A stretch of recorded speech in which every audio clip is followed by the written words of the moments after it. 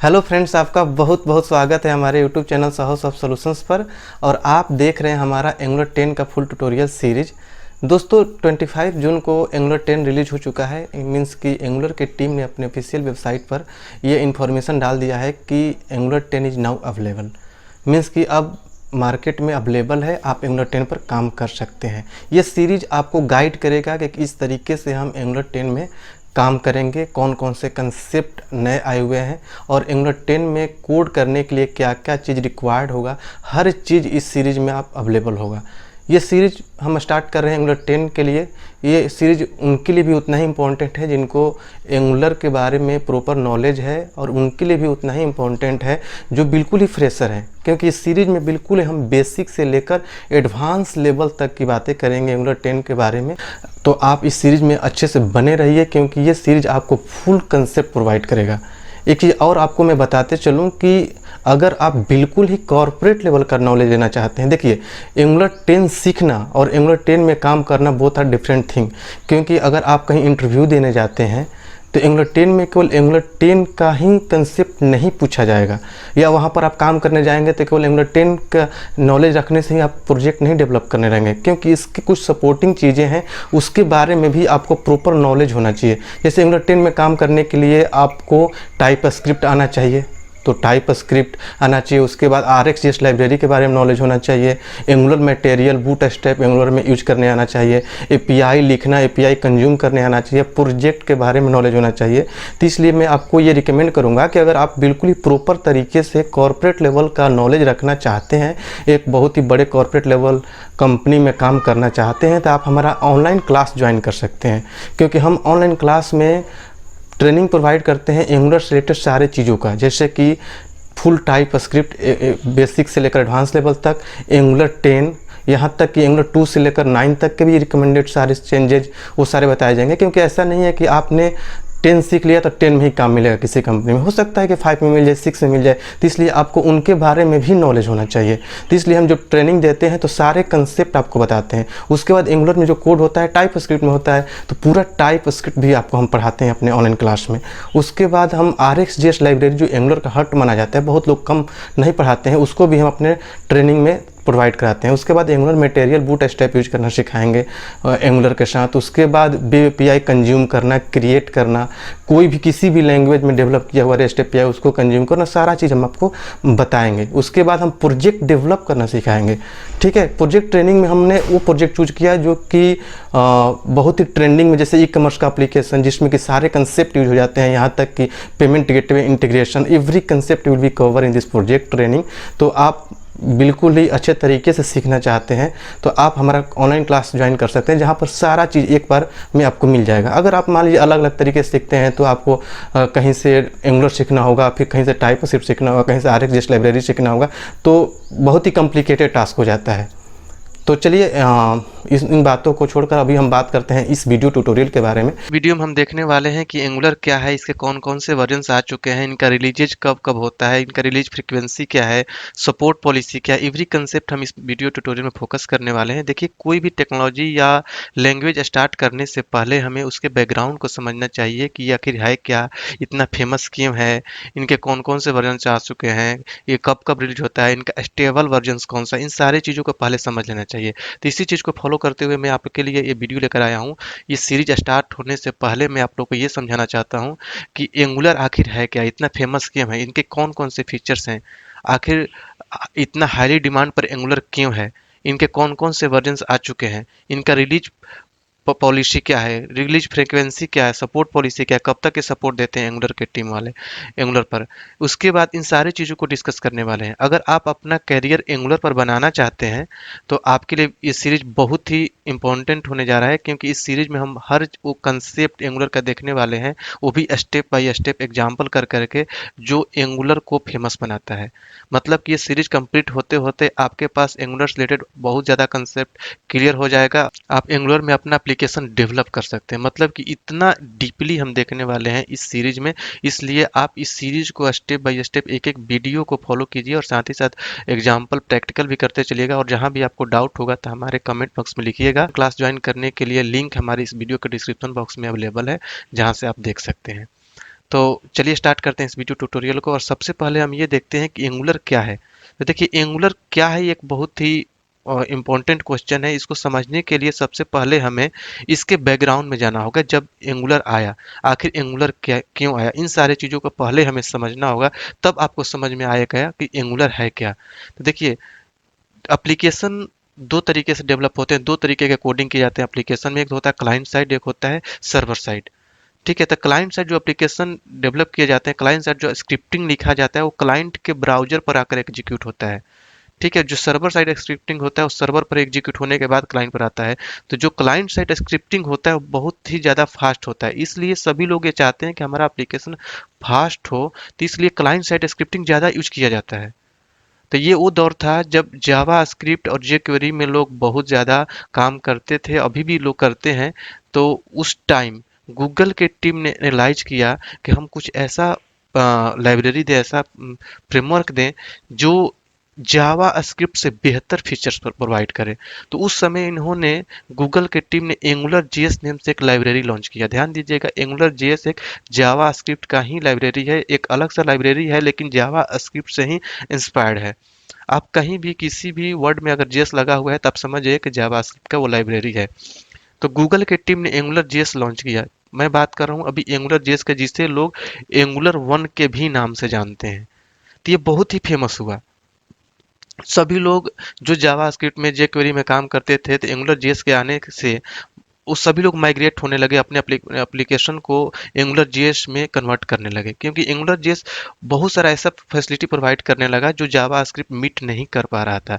लेकिन देखिए जो भी चीज़ें नया आता है तो डेवलपर्स का एक्सपेक्टेशन और ज़्यादा बढ़ जाता है। तो डेवलपर्स ये सोचने लगे कि अगर एंगुलर जेएस से हम क्लाइंट साइड वर्क इतना अच्छे से कर पा रहे हैं, तो क्यों ना इससे हम सर्वर साइड कम्युनिकेशन भी कर लें, जो कि एंगुलर जेएस नहीं कर पा रहा था। ठीक है, एंगुलर जेएस जावा स्क्रिप्ट का लाइब्रेरी होने के चलते उप्स के कंसेप्ट को भी फॉलो नहीं कर पा रहा था, उप्स के कंसेप्ट को भी सपोर्ट नहीं कर रहा था। तो ये चीज़ गूगल के टीम के पास गया ये मैसेज कि डेवलपर ऐसा एक्सपेक्ट कर रहे हैं, तो उन्होंने एंगुलर जेएस को भी और एक्सटेंड करना शुरू किया और उस लेवल का बनाना शुरू किया ताकि लोग इससे सर्वर साइड कम्युनिकेशन करने लगे। लेकिन वहां तक पहुंचने पर गूगल की टीम हालांकि उस मुकाम तक पहुंच गए कि लोग एंगुलर जेएस से सर्वर साइड कम्युनिकेशन कर सकते थे, लेकिन इस एंगुलर जेएस में बने एप्लीकेशन को जब पब्लिश किया जाता था तो बहुत ही कॉम्प्लेक्स और हेवी होने लगा। तो देखिए जो भी एप्लीकेशन का साइज पब्लिश होने के बाद साइज जो बनता है ज़्यादा बड़ा बनता है, हेवी बनता है, लार्ज साइज बनता है, तो लोड होने में टाइम ज़्यादा लेता है। तो गूगल का तो स्टार्टिंग से ही मोटिव है, एंगुलर टीम का स्टार्टिंग से मोटिव है कि हमारा एप्लीकेशन फास्ट चले, क्योंकि वो क्लाइंट साइड पर सब कुछ लेकर आना चाहते हैं। और मोबाइल डेवलपमेंट को माइंड में रखते हुए इन्होंने इस लाइब्रेरी को लॉन्च किया था। तो ये चीज़ जब हेवी होने लगा, कॉम्प्लेक्स होने लगा, तो इन्होंने ये सोचा कि चलो इसको हम साइड करते हैं, और इसको साइड इन्होंने कर दिया एंगुलर जेएस को। और ये लोग लेकर आए एंगुलर 2। एंगुलर 2 एक फ्रेमवर्क के तौर पर इन्होंने लॉन्च किया। देखिए एंगुलर जेएस एक लाइब्रेरी था, एंगुलर 2 जब आया तो एक फ्रेमवर्क बनकर आया।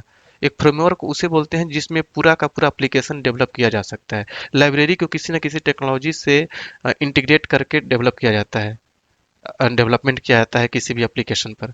तो जब ये फ्रेमवर्क आया तो यहाँ से एंगुलर 2 जब आया तो यहाँ से जावा स्क्रिप्ट को हटाया गया और इंक्लूड किया गया टाइप स्क्रिप्ट को। मतलब कि जो डेवलपर एंगुलर जेएस में जावा स्क्रिप्ट में कोडिंग करते थे, अब वो अगर एंगुलर 2 में कोडिंग करेंगे तो उनको टाइप स्क्रिप्ट में कोडिंग करना पड़ेगा। तो ये इसीलिए यही रीजन है कि अगर कोई पूछता है कि हमें एंगुलर जेएस में 2 साल 2.5 साल का एक्सपीरियंस है तो हमें एंगुलर 2 में या 9 में 8 में कितना फ़ायदा होगा, तो उनको 0% फ़ायदा होने वाला है, क्योंकि वो एक अलग चीज़ था, लाइब्रेरी था, और ये एक अलग से फ्रेमवर्क है। आप वहाँ पर जावा स्क्रिप्ट में कोडिंग करते थे और यहाँ पर आपको टाइप स्क्रिप्ट में कोडिंग करना होगा। टाइप स्क्रिप्ट के आ जाने से एंगुलर में, एंगुलर अब उप्स के कंसेप्ट को सपोर्ट करने लगा, क्योंकि टाइप स्क्रिप्ट उसके कंसेप्ट को सपोर्ट करता है। तो ये बहुत ही ज़्यादा बेनिफिट हुआ। उसके बाद टाइप स्क्रिप्ट के आ जाने से एंगुलर सर्वर साइड कम्युनिकेशन करने लगा।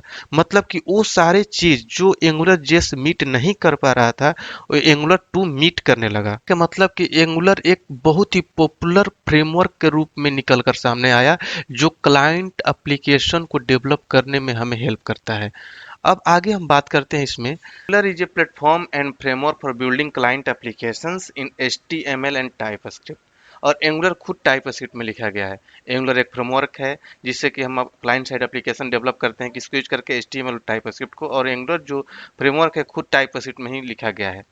एंगुलर का जो लेटेस्ट वर्जन है 10 है, एंगुलर 10, जो कि 25 जून को रिलीज किया गया। और ये एक मेजर रिलीज है that span the entire platform including the framework Angular Material and the CLI। और ये एक स्मॉलर रिलीज है, कह सकते हैं कि this release is smaller and typical. ऐसा क्यों बोला जा रहा है, देखिए ये जल्दी ही आ गया, एंगुलर 9 के बाद 4 मंथ के बाद ही ये रिलीज आ गया है अपने सेशंस को पकड़ने के लिए। क्योंकि देखिए एंगुलर 9 जो है पिछले साल 2019 में अक्टूबर नवंबर में आने वाला था एज पर उनके गाइडलाइंस एंड नोटिफिकेशंस, बट कुछ इशू के चलते डिले हो गया और इस साल 2020 में 7 फरवरी का आया था एंगुलर 9। और जल्दी में ही 4 मंथ के बाद ही एंगुलर 10 आ गया है, तो इसलिए इसको थोड़ा सा स्मॉलर बोला जा रहा है। और ये एक जो रिलीज है इसमें ज़्यादा से ज़्यादा इकोसिस्टम और क्वालिटी टूल्स पर फोकस किया गया है। इसमें नए फीचर्स को ज़्यादा रिलीज करने के लिए फोकस नहीं किया गया है। मीन्स कि this is a major release, however this latest Angular version will majorly focus on the ecosystem and quality tools rather than including new features. और ये जो एंगुलर है गूगल के द्वारा डेवलप किया गया है। एंगुलर एक front end client side JavaScript framework है जिसमें कि हम क्लाइंट साइड एप्लीकेशन डेवलप करते हैं। कुछ इसके फीचर्स की बात करते हैं कि एंगुलर आखिर इतना क्यों फेमस है।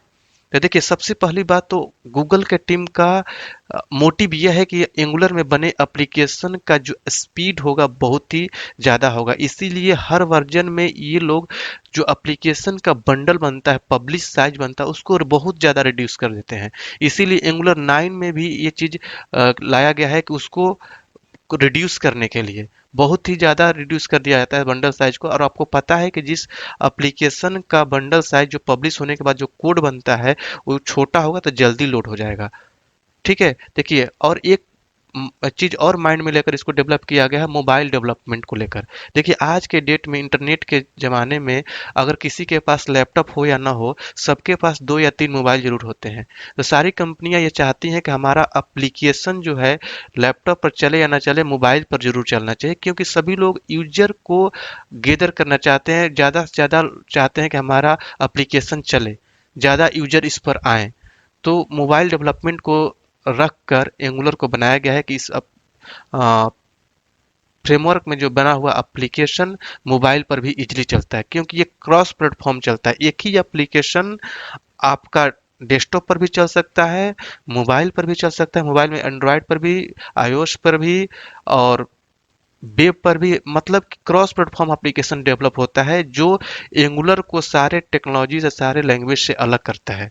अगर दूसरे टेक्नोलॉजी में आप कोई एप्लीकेशन डेवलप करते हैं तो आपके लिए क्या होगा कि ये चैलेंजेज होगा कि डेस्कटॉप के लिए अलग सॉफ्टवेयर बनाना होगा, वेब के लिए अलग, मोबाइल में एंड्रॉयड के लिए अलग, आईओएस के लिए अलग।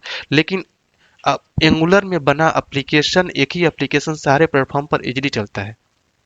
ये बहुत ही स्मॉलर एप्लीकेशन होता है क्योंकि इसका जो साइज होता है बहुत ही छोटा होता है। इनका एनकोडिंग डिकोडिंग इतना हाईली है, इतना कॉम्प्लिकेटेड है कि आप समझ नहीं सकते। एक एक कंपोनेंट को डिकोड करके, इनकोड करके वन लाइनर में कन्वर्ट कर देते हैं।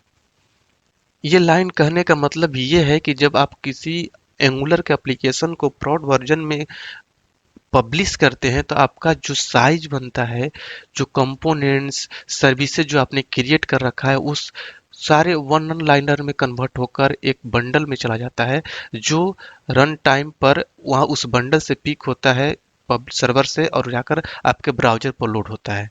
ये एंगुलर एक मॉड्यूलर एप्लीकेशन है।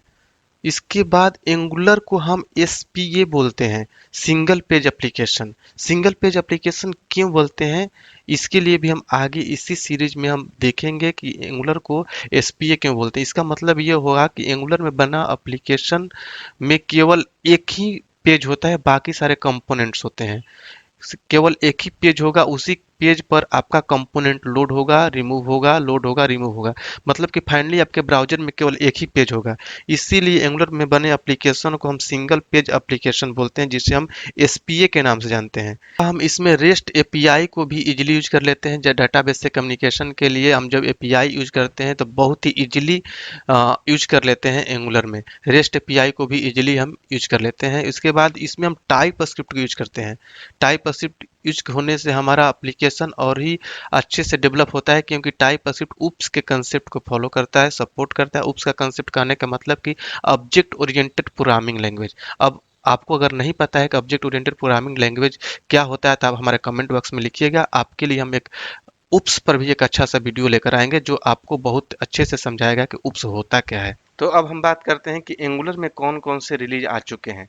स्टार्टिंग से अगर बात करें तो सबसे पहले एंगुलर जेएस आया था, जो कि एक जावास्क्रिप्ट लाइब्रेरी था, 2010 में आया हुआ था, जिसे बहुत लोग एंगुलर 1 के नाम से भी जानते हैं। यहाँ पर ध्यान दीजिएगा, एंगुलर जेएस एक जावास्क्रिप्ट लाइब्रेरी था। वहाँ पर एक जावास्क्रिप्ट लाइब्रेरी के तौर पर कोडिंग किया जाता था और कोड जो होता था जावास्क्रिप्ट में करना पड़ता था। ठीक है, 2010 में इनिशियली आया था और बहुत ही ज़्यादा फेमस हुआ था, क्योंकि इसमें बहुत सारे एक्स्ट्रा फीचर्स आए हुए थे जो कि अदर जावास्क्रिप्ट लाइब्रेरी प्रोवाइड नहीं कर पा रहे थे। लेकिन एक्सपेक्टेशन ज़्यादा बढ़ा, लोगों ने सोचा कि हम इतने सारे काम कर नहीं रहे हैं एंगुलर जेएस में, तो हम क्यों नहीं सिर्फ सर्वर साइड कम्युनिकेशन भी कर लें। लेकिन वो नहीं हो पा रहा था, मीट नहीं कर पाता, क्योंकि जावास्क्रिप्ट उसके कंसेप्ट को सपोर्ट नहीं कर पाता है और फुली सपोर्ट नहीं कर पाता, और उसके अलावा सर्वर साइड कम्युनिकेशन करने में भी सक्षम नहीं है।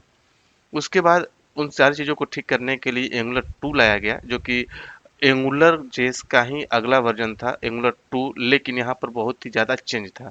एंगुलर जेएस एक लाइब्रेरी के तौर पर आया था और एंगुलर 2 जो आया एक फ्रेमवर्क के तौर पर आया, जो कि 2016 में आया। ठीक है, एक फ्रेमवर्क। यहाँ पर से जावा स्क्रिप्ट को हटाया गया और टाइप स्क्रिप्ट को इंक्लूड किया गया। जो एंगुलर जेएस में जावा स्क्रिप्ट में हम कोडिंग करते थे, अब एंगुलर 2 में हम टाइप स्क्रिप्ट में कोडिंग करने लगे। उसके बाद उसमें कुछ इन्हांस करके 2017 में एंगुलर 4 आया। उसके बाद एंगुलर 5 आया 2017 में ही, 6 महीने बाद, नवंबर 2017 में। फिर उसके बाद एंगुलर 6 आया, अगेन 6 मंथ बाद, मार्च 2018 में। अगेन 6 मंथ बाद एंगुलर 7 आया, अक्टूबर 2018 में। फिर अगेन 6 मंथ बाद एंगुलर 8 आया, मई 2020 में। यहाँ पर थोड़ा सा मिस्टेक था, एंगुलर 8 जो है मई 2019 में आया था, 2019 में आया था। और इसके अकॉर्डिंग जिस रेशियो से 6 मंथ बाद एंगुलर का वर्जन जो आते थे, उस रेशियो से एंगुलर 9 आना चाहिए था 2019 में ही, अक्टूबर नवंबर में। बट कुछ कारण से इन्होंने 2020 में रिलीज किया, 7 फरवरी को। उसके बाद अब आया हुआ है एंगुलर 10, जो कि 25 जून को रिलीज किया गया है। कि अब हम कुछ वर्जनिंग डिटेल्स के बारे में समझते हैं कि वर्जन्स होता क्या। देखिए, हर डेवलपर के माइंड में ये होता है कि इतने सारे वर्जन्स आ रहे हैं, तो इस वर्जन का मतलब क्या होता है। 0.9.0.0, 5.2.9 इस तरीके से लिखा होता है, इसका मतलब क्या होता है। तो इसके वर्जनिंग के बारे में हमें एज ए डेवलपर जानना चाहिए, एज ए एक्सपीरियंस जानना चाहिए कि सिमेंटिक वर्जनिंग होता क्या है। तो देखिए, सिमेंटिक वर्जनिंग में होता यह है कि अगर मान लीजिए कि आपके पास वर्जन लिखा हुआ 5.2.9, तो जो पहला पॉइंट है 5, ये इसको हम बोलते हैं मेजर। समझिए इस चीज को, इसको हम बोलते हैं मेजर। बीच वाले पार्ट को, मतलब कि 3 पार्ट में डिवाइडेड है, 5 to 9, इस 3 पार्ट में डिवाइडेड है। तो 5 जो है इसको हम बोलते हैं मेजर, 2 जो है इसको हम बोलेंगे माइनर। हम सपोज कर रहे हैं, एग्जाम्पल के तौर पर इसको हम समझ रहे हैं कि 5.2.9 आपके पास वर्जन है, हो सकता है आप 9.0.0 यूज कर रहे हैं। ठीक है, तो यहाँ पर 5 जो है मेजर है, 2 का है माइनर है, और 9 जो है पैच है। तो हर ये पार्ट का अपना अपना मतलब होता है कि कौन से पार्ट में क्या आता है, तो इसको भी समझिए अच्छे से। इसका मतलब ये होता है कि अगर देखिए पहले पार्ट में, मतलब कि मेजर वाले पार्ट में चेंज हुआ है। अगर आपका वर्जन 8 था आपके फ्रेमवर्क का, अब 9 आ गया, तो इसका मतलब कि उसमें सिग्निफिकेंट न्यू फीचर्स आए हुए हैं। तो इसमें आपको क्या करना होगा कि आपके फ्रेमवर्क को, आपके सीएलआई को अपग्रेड करना होगा। और अपडेट करने में आपको हो सकता है कि डेवलपर असिस्टेंट की जरूरत पड़ेगी, क्योंकि बिल्कुल ही नया फीचर्स आया हुआ है, तो उसको अपडेट करना मैंडेटरी हो जाता है। क्योंकि कुछ पुराने फीचर्स जो अब सपोर्ट नहीं करेंगे नए वर्जन में, तो काम करना बंद कर देंगे। तो इसके लिए आपको कुछ अपडेट के स्क्रिप्ट चलाने पड़ेंगे और उसको अपडेट करना पड़ेगा। उसके बाद जो बीच वाले पार्ट में जो माइनर जिसे बोलते हैं, उसमें अगर चेंज आया है, तो उसमें मतलब कि कुछ न्यू स्मॉलर फीचर्स आए हुए हैं। इसमें ज़्यादा कोई प्रॉब्लम नहीं होता, ये बैकवर्ड कंपेटेबल होता है, पुराना एप्लीकेशन एज इट इज चलते रहता है, कुछ नया फीचर आया हुआ रहता है जिसको आप यूज करेंगे तो उसको आपको अपडेट करना पड़ेगा। इसमें किसी भी डेवलपर असिस्टेंट की कोई ज़रूरत नहीं पड़ती। लास्ट वाला जो होता है उसे हम बोलते हैं पैच। पैच कहने का मतलब कि कुछ ऐसे बग्स जो रह गए थे उसको फिक्स कर करके रिलीज किया जाता है। इसमें केवल बग्स रिलीज किए जाते हैं, इसमें आपको डेवलपर असिस्टेंट की कोई जरूरत नहीं पड़ती, आपका एप्लीकेशन बैकवर्ड कंपेटेबल होता है, कोई भी दिक्कत नहीं होता, आपका एप्लीकेशन चलता रहता है। इसके बाद आगे देखिए कि अगर आपको अपने एप्लीकेशन को अपग्रेड करना हो, तो अगर माइनर वाले और पैच वाले पॉइंट में कोई चेंज है, जैसे मान लीजिए कि आपका एप्लीकेशन 5.0.0 में है और आप अपग्रेड करना चाहते हैं 5.2.9 में, मतलब कि माइनर और पैच में केवल चेंज है, तो ये जरूरी नहीं है कि इसके बीच वाले पार्ट में भी पहले अपग्रेड करें। ये जरूरी नहीं है कि 5.0 से 5.1.0 में कन्वर्ट करें तब 5.2.9 में कन्वर्ट करें। आप डायरेक्टली कन्वर्ट कर सकते हैं 5.0.0 से 5.2.9 में। लेकिन यहीं पर ये चीज़ आपको समझना होगा एज ए डेवलपर, यहाँ पर बहुत सारे डेवलपर गलतियां कर बैठते हैं, इसलिए मैं आपको इसी पर फोकस कर रहा हूँ, समझा रहा हूँ कि अगर आपका मेजर वाले पार्ट में चेंज है, अगर आपका एप्लीकेशन 4 में है, अगर आप उसको 6 में करना चाहते हैं, तो आपको पहले 5 में करना होगा, तब आप 6 में कर पाएंगे। अगर आपका एप्लीकेशन 6 में है उसको 9 में करना चाहते हैं, तो उसको 5 से 6 से 7 में करना होगा, 7 से 8 में करना होगा, 8 से तब 9 में करेंगे, तब आपका एप्लीकेशन फुल्ली अपग्रेड हो पाएगा 9 में। अगर डायरेक्टली करेंगे तो आपका एप्लीकेशन अपग्रेड नहीं होगा, बहुत सारे एरर आ सकते हैं जो आपका एप्लीकेशन को बंद कर सकते हैं। ठीक है, आगे आप देखिए एंगुलर जो रिलीज होता है हर 6 मंथ पर एक मेजर रिलीज आता है, और हर मेजर रिलीज के बाद 1 से 3 मंथ के बीच में एक माइनर रिलीज आता है, मतलब कि बीच वाला पॉइंट चेंज होता है।